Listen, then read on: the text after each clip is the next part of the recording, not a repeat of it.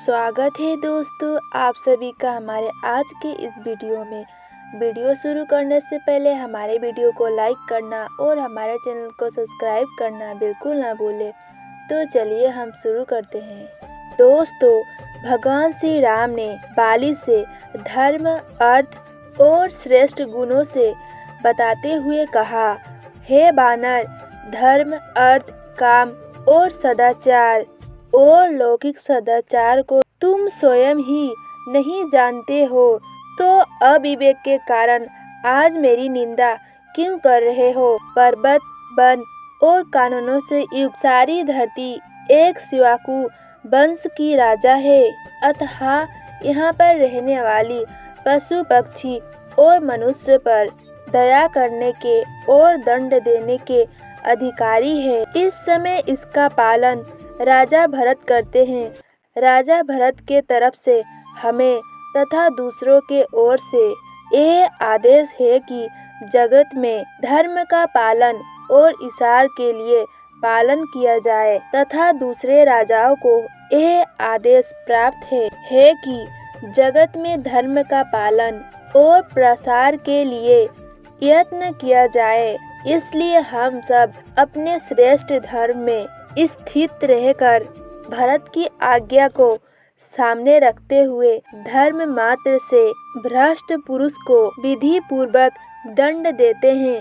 बानर, बड़ा भाई, पिता और गुरु, ये तीनों पिता तुल्य माननीय हैं। इसी तरह छोटा भाई पुत्र और शिष्य के समान पुत्र के तुल्य समझे जाने योग्य हैं। तुम्हारे छोटे भाई सुग्रीव की पत्नी रुमा तुम्हारे पुत्र वधू के समान है, और तुम धर्म से भ्रष्ट होकर उस पुत्र वधू का उपभोग करके लोग विरुद्ध करके आचरण करते हो।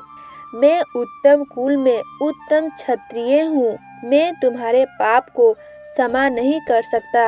बानर, तुम धर्म से गिर गए हो, अतः तुम्हारे इसी अपराध के कारण तुम्हें दंडित किया गया है।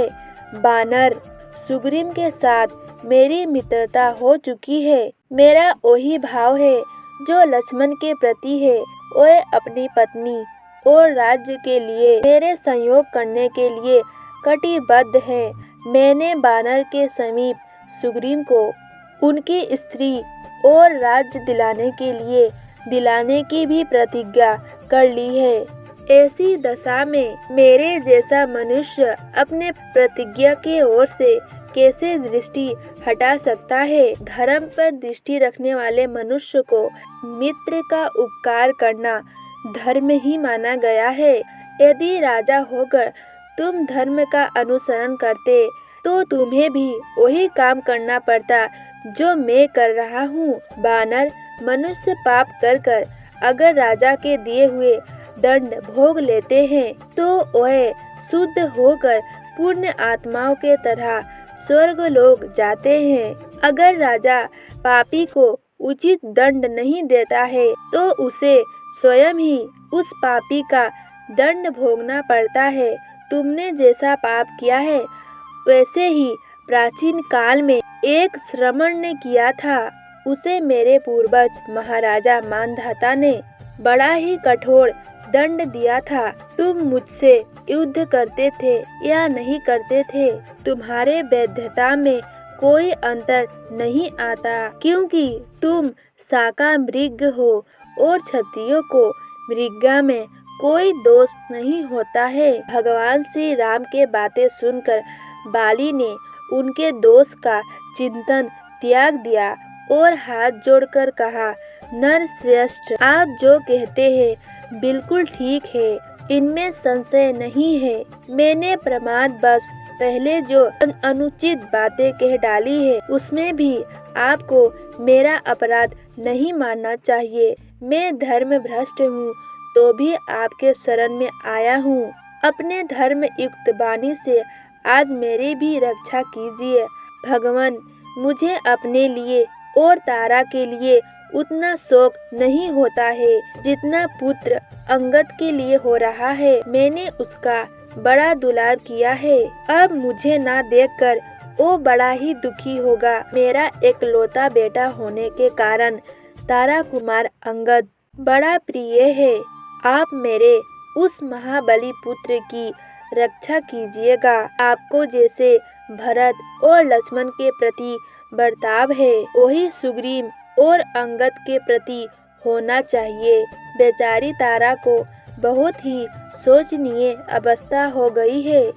मेरे ही अपराध समझकर तारा को अपराधी समझकर सुग्रीव उसका तिरस्कार ना करे, इस बात के भी व्यवस्था कीजिए भगवान। मैं चाहता था कि आपके हाथ से मेरा वध हो, इसीलिए तारा के मना करने पर भी मैं अपने भाई सुग्रीव से लड़ने के लिए चला आया था। भगवान श्री राम से ऐसा कहकर बाली चुप हो गया।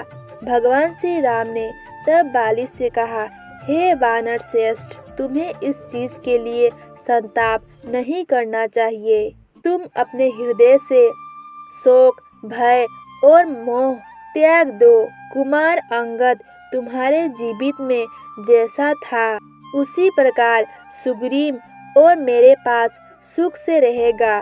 भगवान श्री राम के इस मधुर वचन सुनकर बाली ने कहा, प्रभु, मैं आपके बाण से पीड़ित होने के कारण अचेत हो गया था, इसलिए अनजान में मैंने आपके प्रति जो कठोर बातें कह डाली है उसे आप क्षमा कीजिएगा। तो दोस्तों, आज का हमारा यह वीडियो यहीं पर ख़त्म होता है। मिलते हैं अगले वीडियो में और हमारे चैनल को सब्सक्राइब करना बिल्कुल ना भूलें। तब तक के लिए जय श्री राम।